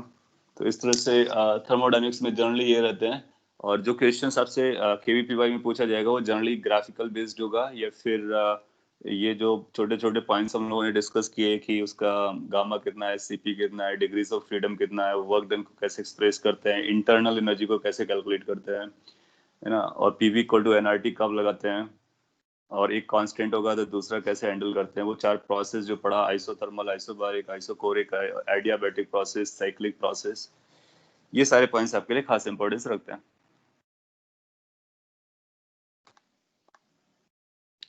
हाँ, ये मैंने आपको थोड़ी देर पहले बोला था, और जब आप केमिस्ट्री के साथ इसको लिंक करें तो थोड़ा सा केयरफुल रहना है कि केमिस्ट्री और फिजिक्स में जो साइंस का है वो डिफरेंस जाता है। उसकी वजह बहुत क्लियर है, क्योंकि यहाँ पे जो फर्स्ट लॉ ऑफ थर्मोडायनेमिक्स में हम लोग डेल्टा यू बोल रहे हैं तो वो वर्क डन बाय गैस बोल रहे हैं, और केमिस्ट्री में लैंग्वेज जाती है कि work done by this on the system या ऑन द गैस होता है। तो वो जो लैंग्वेज आ जाती है तो हमारा जो डेल्टा यू प्लस होता है जब वर्क डन गैस करती है, और केमिस्ट्री में आप प्लस तब बोलते हो जब work done on the gas होता है। इसलिए एक साइन का अपोजिट चलता है, वो आपको ख्याल रखना है वर्क डन के केस में। बाकी सारी सिचुएशन एग्जैक्टली सिमिलर है, और क्यों हो रहा है वो मैंने आपको एक्सप्लेन किया, समझ में आ जाना चाहिए कि वो वर्क डन की डेफिनेशन दोनों के लिए अलग अलग है। हम लोग ने लिखा था work done by the gas, अब आपको ले चलता हूँ ये work done by the gas, और केमिस्ट्री में लैंग्वेज थोड़ी सी अलग हो जाती है, वो work done on the gas निकालते हैं, उसको पॉजिटिव पकड़ते हैं तो फिर ये निगेटिव हो जाता है, तो फिर साइंस बदल जाता है, and rest goes fine similar. Okay, इसके बाद नेक्स्ट 10-15 मिनट्स के लिए मैं आपको हीट ट्रांसफर के बारे में बता देता हूँ। हीट ट्रांसफर, इसके आगे भी थर्मोडायनेमिक्स में लॉज है, सेकेंड लॉ है, और काफी और कैलकुलेशंस है, वो पर्टिकुलरली केमिस्ट्री में इंपॉर्टेंट है। फिजिक्स में जितना पार्ट है वो हम लोग आगे पढ़ेंगे, और वो आपके सिलेबस पे कराया जाएगा, उसका केवीपीवाई में उतना यूज नहीं है। हीट ट्रांसफर जो होता है, हीट ट्रांसफर का मतलब होता है एक लोकेशन से दूसरे लोकेशन पे जाना। कितने तरह से मोड्स होते हैं, कितने तरह से कर सकता है, तो 3 मोड्स होते हैं ट्रांसफर के लिए, 3 मोड्स ऑफ ट्रांसफर। उनके बारे में थोड़ा सा आइडिया दे देता हूँ। First is called conduction. So अगर एक लोकेशन से दूसरे लोकेशन में हीट जा रहा है, so one of the method of moving the gas or this moving the heat or transferring the heat can be conduction. इसका जो लॉजिकल और सिंपल एग्जांपल है वो आप ऑब्जर्व कर सकते हो अपने घर पर भी, anywhere at any time. Let's say कि आपने एक बर्नर लिया और रॉड के एक एंड को हीट करना स्टार्ट कर दिया, और रॉड को आप इस पॉइंट पर पकड़ के रखे हुए हो। So after a certain time you will feel कि जिस एंड को आपने पकड़ रखा है ना, मटेरियल का होना चाहिए, वुड का होगा तो बर्न हो जाएगा, लेट्स से कोई मेटल का था। सो यूल फाइंड कि थोड़ी देर बाद आपको आपके हैंड में हीट टेम्परेचर राइज होता नजर आएगा, आपको गर्म फील होना स्टार्ट हो जाएगा।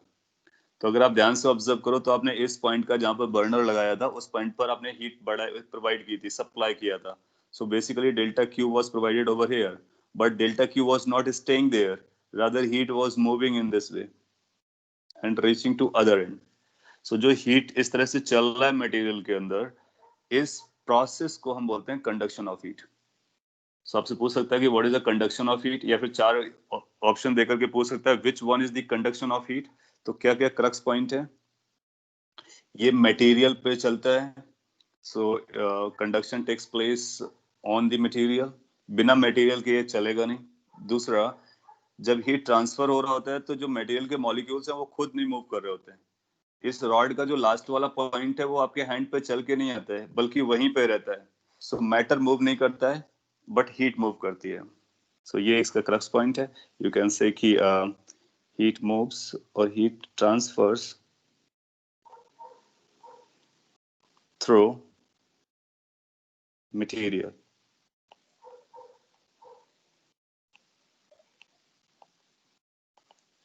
without moving the matter.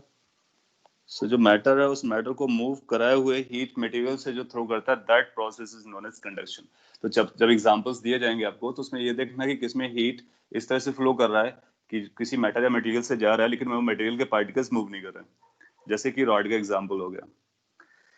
सो इसके लिए फॉर्मूला भी होता है. आप आगे चलोगे तो फॉर्मूला पता चलेगा, delta Q by delta T इसको बोलते हैं rate of heat transfer. Rate of heat transfer अगर न्यूमेरिकल क्वेश्चन आएगा तो फिर आप इसको डील कर लोगे. इसकी जो वैल्यू आती है that is K A upon L into T one minus T two. This is the formula. इसमें कौन कौन से टर्म क्या क्या इंडिकेट कर रहे हैं मैं आपको बता देता हूँ. कंडक्शन में ये जो फॉर्मूला लगता है इसको हम थर्मल करंट भी बोलते हैं. That's also called thermal current. Thermal current. What is a K? K is called constant, or conduction constant, or conductivity for that matter. So this is called thermal conductivity. So ये आपको दिया जाएगा. ये हर metal का अपना अलग अलग होता है. So मटेरियल पे डिपेंड करते हैं. कुछ मेटल्स होते हैं उनका ज्यादा होता है, कुछ मटेरियल्स होंगे जिनका कम होता है. A is a cross sectional area. Cross sectional area. And L is the length of the material जिस पे ये चलता है, किस लेंथ तक हीट ट्रैवल करना है तो वो लेंथ यूज करते हो. T1 is a higher temperature, क्योंकि हाई टेम्परेचर से हीट चलती है. T2 is a lower temperature. So heat हमेशा हाई टेम्परेचर से लोअर टेम्परेचर की तरफ नेचुरली मूव करती है.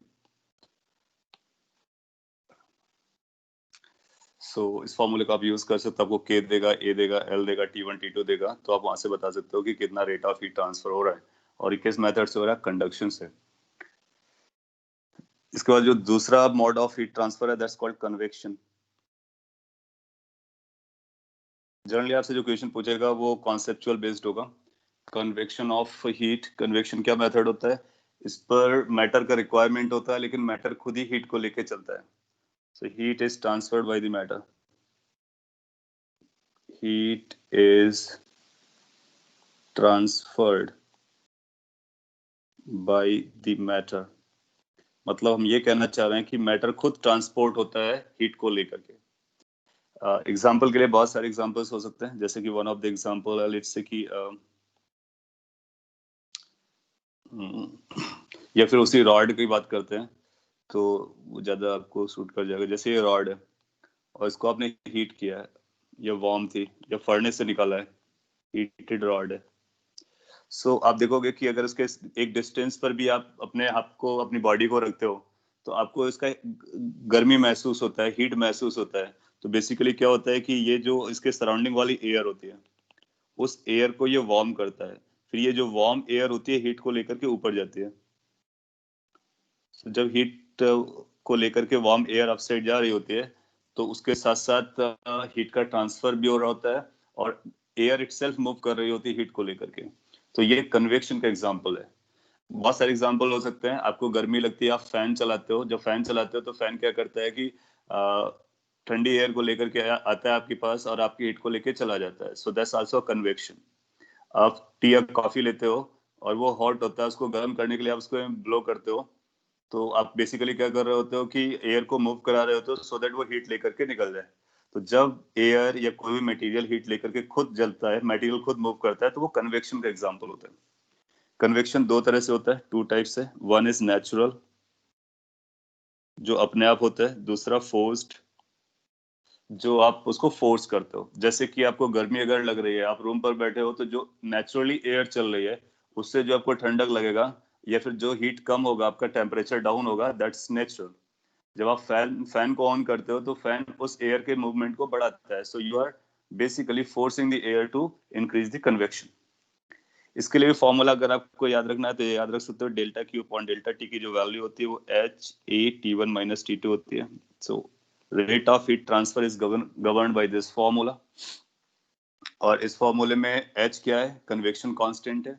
A cross sectional area, T1 T2 temperature difference है. तो एच कन्वेक्शन कांस्टेंट है.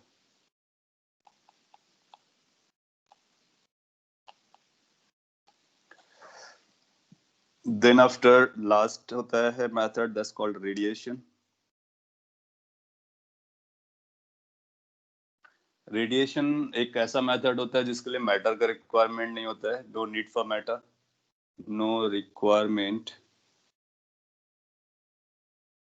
Of matter. सो अगर वैक्यूम होगा ना, वैक्यूम में भी रेडिएशन चलता है.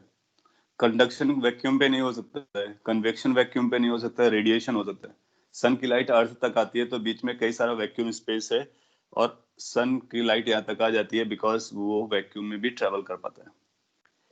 सो वो रेडिएशन है. रेडिएशन में हीट लॉस का क्या फॉर्मूला होता है, तो वो मैं फॉर्मूला बता देता. Delta Q upon delta T is equal to, it's written as E sigma A T raise to power 4 minus T naught raise to power 4. थोड़ा सा लेंदी है, इसका डेरिवेशन हम लोग करेंगे कभी ना कभी. और इन लेटर्स को आप पहचान सकते हो. लेटर्स क्या क्या है? E is delta Q by delta T is the thermal heat और हीट करंट और rate of heat transfer. E is called emissivity. और वो आपको दिया जाएगा अगर पूछेगा इमिसिविटी. E की वैल्यू 1 होती है ब्लैक बॉडी के लिए. तो ये आपसे पूछ सकता है कि E इक्वल टू 1 का मतलब ब्लैक बॉडी होता है या ब्लैक बॉडी का मतलब इक्वल टू 1 होता है. ब्लैक बॉडी एक ऐसा बॉडी होती है जो हर एक रेडिएशन को एब्जॉर्ब कर लेती है. सो जितना भी रेडिएशन आता है 100% एब्जॉर्ब करेगा, उसको ब्लैक बॉडी बोलेंगे. सिग्मा स्टीफेंस लॉ है, इसको हम स्टीफेंस लॉ कहते हैं. Stefan's law. So Stefan's constant है. ए क्रॉस सेक्शनल एरिया है.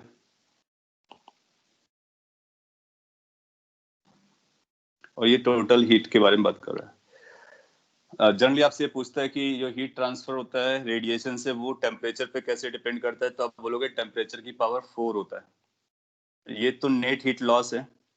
और अगर ऐसे पूछा जाए delta Q by delta T radiation में कैसे डिपेंड करता है, तो हम टी रेस्ट पावर 4 बोलेंगे. ये एग्जाम में कई बार पूछा गया है कि टेम्परेचर की कौन सी पावर पर डिपेंड करता है, T square, T cube, T power 4. तो हम बोलेंगे टी रेस्ट पावर 4 पे डिपेंड करता है रेडिएशन की वजह से हीट का ट्रांसफर. माइंडेड कि यहाँ पे मैंने T power 4 minus T not power 4 लिखा है क्योंकि ये नट सेल में जो हीट एब्जॉर्ब हो रही है और जो हीट रिजेक्ट हो रही है दोनों का नेट निकाला है. अलग अलग ये दोनों टी रेस्ट पावर 4 पर होता है, इसलिए मैंने इसको अलग से एक्सप्लेन किया. T rest power 4 is a correct answer अगर आपसे पूछता है. कंडक्शन में कैसा होता है? कंडक्शन में टेम्परेचर डिफरेंस के डायरेक्टली प्रोपोर्शनल होता है. और कन्वेक्शन में भी टेम्परेचर डिफरेंस के डायरेक्टली प्रोपोर्शनल होता है. रेडिएशन में टेम्परेचर की पावर 4 के डायरेक्टली प्रोपोर्शनल होता है. तो इस तरह से बॉडी हीट को लॉस करती है या फिर हीट ट्रांसफर करती है और फिर कूल डाउन हो जाती है. ये जो कूल डाउन का केस है, अगर आप किसी बॉडी का कूल डाउन निकालोगे तो ये लॉस ऑफ हीट है, इसी को एम एस डेल्टा टी के बराबर लिख सकते हो. M S delta T. जैसे आपने इसको एम एस डेल्टा टी के बराबर लिखा तो आपको यहाँ से टेम्परेचर चेंज पता चल जाएगा. लेकिन इसको ना यूज करके एक लॉ है जिसको बोलते हैं न्यूटन्स लॉ ऑफ कूलिंग, उसको यूज करते हैं. आप में से ये पूछा था किसी ने भी, Newton's law of cooling. Short में मैं बता दे रहा हूँ. व्हाट न्यूटन डिड कि जो स्टीफेंस लॉ ऑफ कूलिंग था, स्टीफेन का लॉ था, उसी लॉ को इन्होंने सिंप्लीफाई किया. स्टीफेन के लॉ के अकॉर्डिंग टी रेस्ट पावर 4 आता है. इन्होंने क्या किया कि उसको सिंप्लीफाई कर दिया. तो इन्होंने कहा कि जो डेल्टा टी बाई टी है, जब हम डेल्टा टी बाई टी लिखते हैं इसका मतलब rate of change of temperature with respect to time, meaning कि टेम्परेचर टाइम के साथ कैसे चेंज हो रहा है. फिर हम यहाँ पे एक माइनस लगा देते हैं, तो इसका मतलब है कि टेम्परेचर टाइम के साथ कैसे डिक्रीज कर रहा है, इसी को बोलते हैं rate of cooling. So that's called rate of cooling. Is equal to, as per Newton it came out to be K times T1 minus T naught. ये आप याद रख लीजिए, बहुत सिंपल है, बहुत छोटा सा है और बहुत इंपॉर्टेंट भी है. के कांस्टेंट है, T1 के और T माइनस T1 ना लिखना चाहे तो T लिख सकते हैं क्योंकि T नॉट मैंने यूज किया है.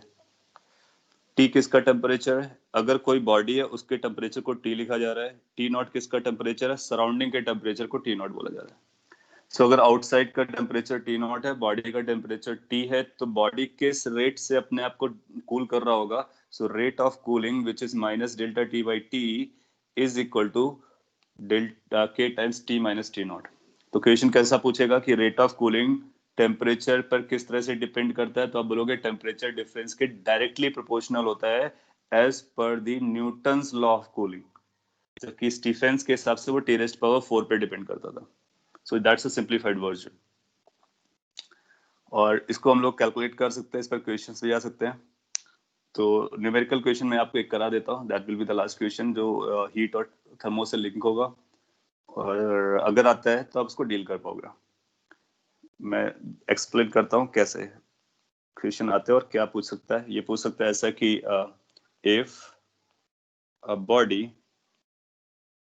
cools from 80 degrees Celsius to 60 degrees Celsius in 5 minutes, then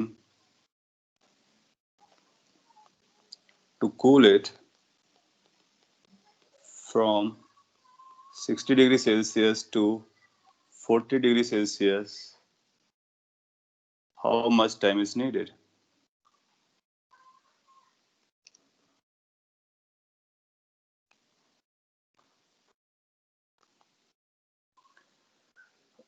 If outside temperature is 20 degree Celsius. So ऐसा क्वेश्चन आपसे पूछ सकता है, और लेट्स से मैं आपको ऑप्शन दे देता हूँ, ऑप्शन सिंप्लीफाइड में दे देता हूँ, more than 5 minute, exact answer नहीं दे रहा हूँ, और एग्जैक्ट ऑप्शन भी दिया जा सकता है, B 5 minute, C less than 5 minute, D any of them. Sir, yes sir, in the equation, sir, you said T is equals to the temperature of the body. But is it the final temperature or is it the initial temperature? Okay, that's good point. देखो इसमें क्या है, जो rate लिखा हुआ है, जब हम लोग रेट की बात बोलते हैं वो इंस्टेंटेनियस वैल्यू होती है, so that is basically gradient by which it is changing. So ये जो टी है वो इंस्टेंटेनियस टेम्परेचर है, इंस्टेंटेनियस है, हर टाइम पे बदलेगा। तो इसको आप ऐसे भी लिख सकते हो, minus D T by D T, differential equation format के टी माइनस टी नॉट। सो ये जो टी है वो इंस्टेंटेनियस टेम्परेचर है, it is neither initial nor final, it is at any instant of time. So basically इसको solve करने के लिए आपको इंटीग्रेट करना पड़ेगा, इस वाले टर्म को इधर लाना पड़ेगा, dt को इधर ले जाना पड़ेगा, फिर इंटीग्रेट करोगे initial temperature to final temperature, फिर एक फॉर्मूला बनेगा।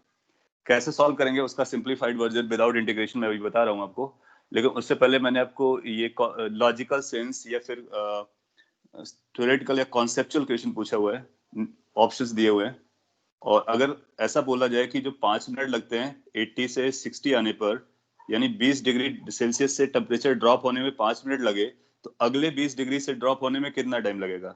क्या अभी भी 5 लगेगा, या 5 से ज्यादा लगेगा, या 5 से कम लगेगा? ये अपने को बताना है।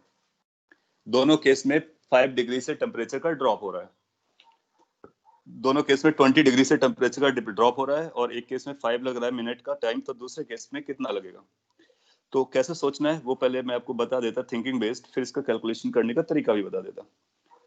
अब इस प्रीवियस एग्जांपल, इसकी जो थ्योरी पार्ट पर आई है न्यूटन्स लॉ ऑफ कूलिंग में, इसका कहने का मतलब है कूलिंग ज्यादा तब होगी जब टेम्परेचर डिफरेंस ज्यादा होगा।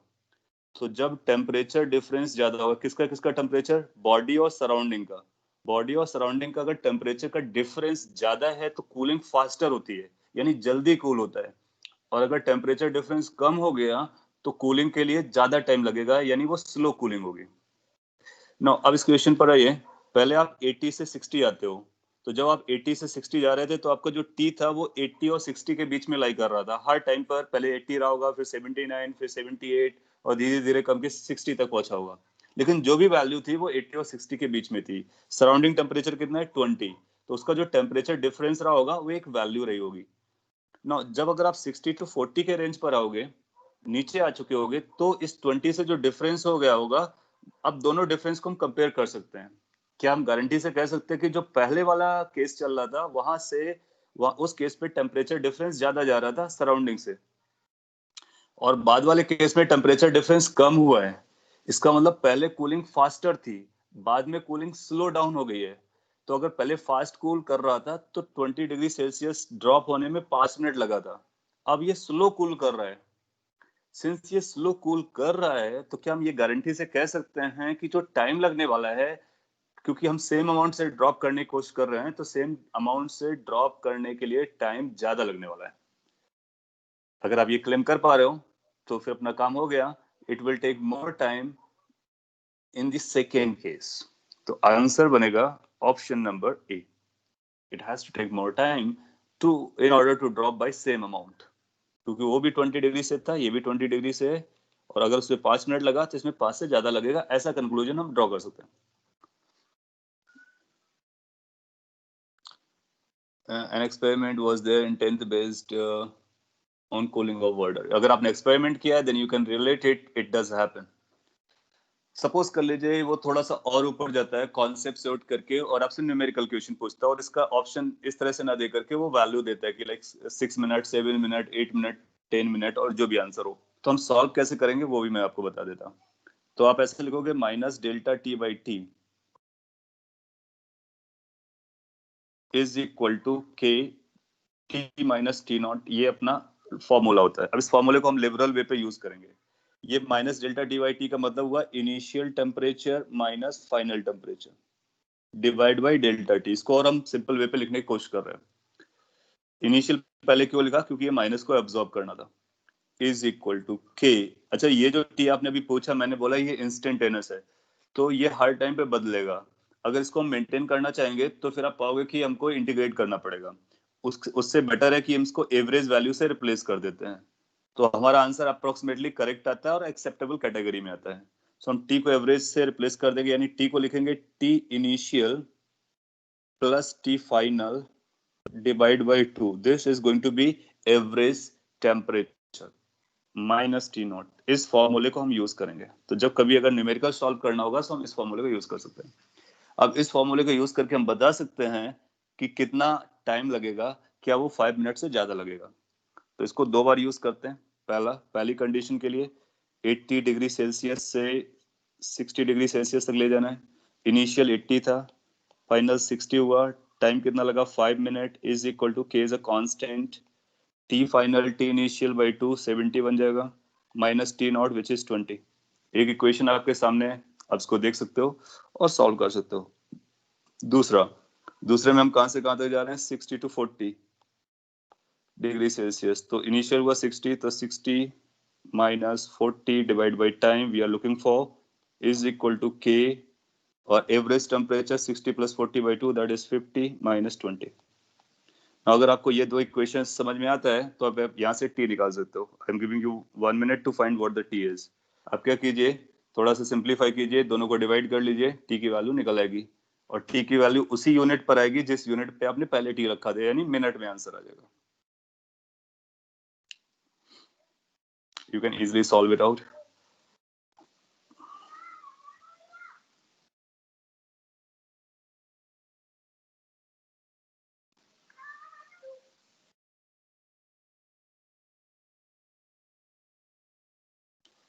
सो 25/3 आप बता रहे हो, डिवाइड करेंगे तो t/5 बचेगा, इधर डिवाइड करेंगे तो 5/3 हो जाएगा, और 5 5 25/3। गुड। सो 25/3 आपका आंसर आ जाएगा। इसको अगर आप डिवाइड करोगे तो 8.3 के आसपास आ जाएगा। नाउ यू सी कि कितना आंसर आ रहा है? 8.33 सेकेंड आ रहा है। क्या ये 5 मिनट्स आ रहा है? सॉरी, सेकेंड नहीं आएगा, मिनट आएगा। जिस यूनिट पे यूज किया उसी यूनिट पर आएगा। Yes, you are right. 8.33 minute, इसका मतलब क्या ये 5 मिनट से ज्यादा है? यस, 5 मिनट से ज्यादा है, इसलिए हमारा ए पार्ट सही था अर्लियर केस में। तो ये आपका न्यूटन्स लॉ ऑफ कूलिंग हो गया। और तो इस तरह से आपका हीट एंड थर्मोडायनामिक्स पूरा हो जाता है। एक और छोटा सा पॉइंट है, अगर कभी आपसे गलती से पूछ लेता है, that's called Wien's displacement law. Wien's displacement law.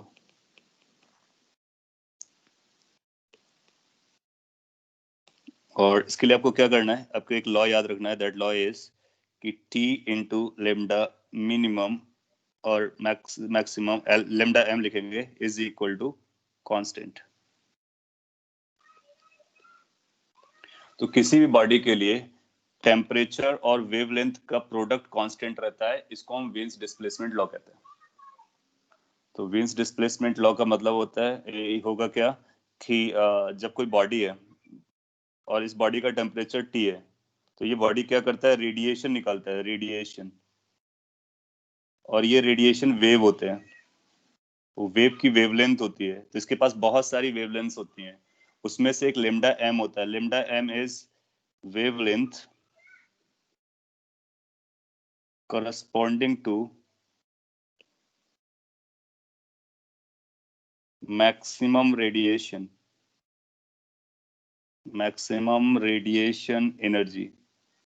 सो जो मैक्सिमम रेडिएशन एनर्जी होती है उसके करस्पॉन्डिंग जो वेवलेंथ होता है उसको लेमडा m बोलते हैं। बॉडी का टेम्परेचर दोनों का प्रोडक्ट हमेशा कांस्टेंट रहता है, ये वीन्स डिस्प्लेसमेंट लॉ कहलाता है।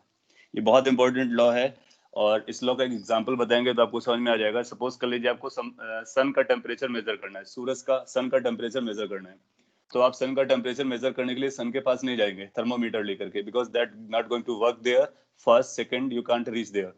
तो करना क्या होता है कि सन से आने वाले रेडिएशंस होते हैं, उन रेडिएशंस को हम मेजर करते हैं और उसमें से हम ये पता करते हैं किस रेडिएशन की एनर्जी सबसे ज्यादा है। जिस रेडिएशन की सबसे ज्यादा एनर्जी होगी उसके करस्पॉन्डिंग वेवलेंथ पता कर लेते हैं और ये कांस्टेंट की वैल्यू हमको पता रहती है, तो उस वैल्यू को हम यहाँ पे रखेंगे और कांस्टेंट के साथ यूज करेंगे तो टेम्परेचर बॉडी का पता चल जाता है। तो किसी भी स्पेस में पाई जाने वाली बॉडी का हम टेम्परेचर यहाँ से निकाल सकते हैं just by measuring the radiations coming from that body, और उसके बाद उसका मैक्सिमम एनर्जी के करस्पॉन्डिंग वेवलेंथ मेजर करेंगे और फिर टेम्परेचर बता देते हैं।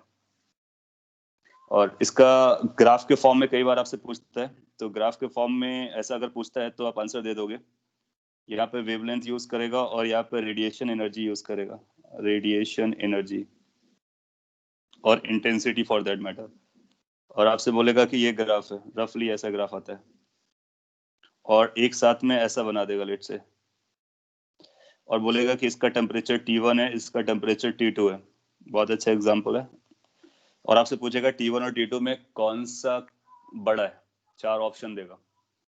तो मैं ऑप्शन देता हूँ, तब तक आप अपना दिमाग लगा लीजिए। अगर आपका दिमाग लग करके आंसर आ जाता है परफेक्ट है, नहीं आता है तो मैं एक्सप्लेन करता हूँ। First option is T1 T2 बराबर आएंगे, T1 बड़ा होगा, T2 छोटा होगा, T1 छोटा होगा, T2 बड़ा होगा, और any of them.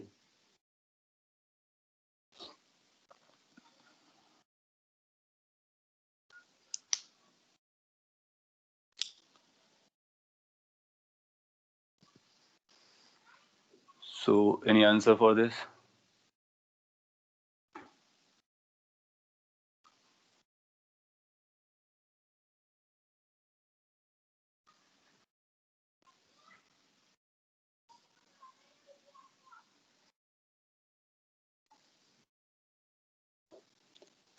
Second B option के बारे में बोला जा रहा है। Good.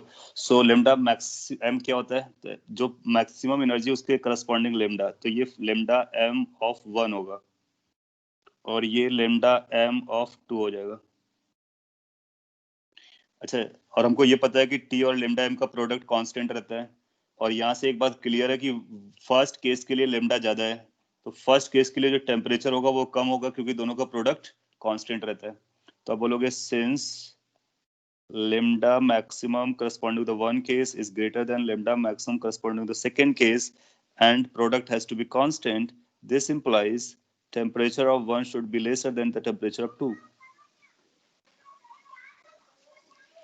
This implies temperature of one should be lesser than the temperature of two because lambda into temperature product is constant. तो अगर lambda बड़ा हो गया तो temperature को छोटा होना पड़ेगा। Are you getting? So which option should be the answer? C option should be the answer. आपको एक्सप्लेनेशन समझाया, मैं फिर से बताऊं कि जो ग्राफ आपको दिया होगा उस ग्राफ का पीक को पकड़ेंगे, पीक को, तो उस पीक के करस्पॉन्डिंग जो वेवलेंथ होगी उसको लेमडा एम बोलेंगे, और फिर लेमडास में कंपेयर करा लेंगे। अगर दो ग्राफ दिए होंगे हमको, लेमडा में कंपैरिजन हो गया तो फिर हम टेम्परेचर में कंपैरिजन कर सकते हैं। So you'll find कि T2 has to be greater than as compared to the T1 because of this logic. और ये लॉजिक कहाँ से आ रहा है? वीन्स डिस्प्लेसमेंट लॉ से आ रहा है। और लेमडा m का मतलब कौन सा होता है, जो पीक वाला केस होता है उसकी करस्पॉन्डिंग वेवलेंथ। ओके, सो ये आपका Wien's displacement law, Newton's cooling, heat transfer, thermodynamics के ऑल कॉन्सेप्ट्स को एक्सप्लेन करता है इन शॉर्ट और required for the examination that you are going to give. अब आपको कोई डाउट कंफ्यूजन इनमें से रहा हो आप पूछ सकते हो, अदरवाइज काफी टाइम हो गया है, so we are going to wind it up. और अपने कुछ डाउट्स भेजे पीडीएफ के, हाँ पीडीएफ मैं इसको भेज देता हूँ आपको।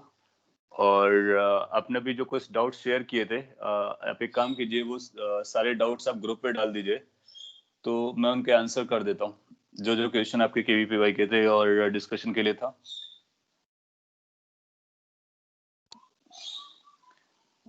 मैं आपको ये पीडीएफ भेज दे रहा हूँ, पूरा पीडीएफ ही भेज दे रहा हूँ, आप इसको आराम से देख लीजिए, ये कंडक्शन वाला पार्ट है और इसके कई सारे फॉर्मूलाज हैं, उसके शॉर्ट नोट बना लीजिए, तो अगर पेपर टफ साइड पे भी जाएगा तो कवर हो जाएगा। ठीक है, okay then, thank you everyone.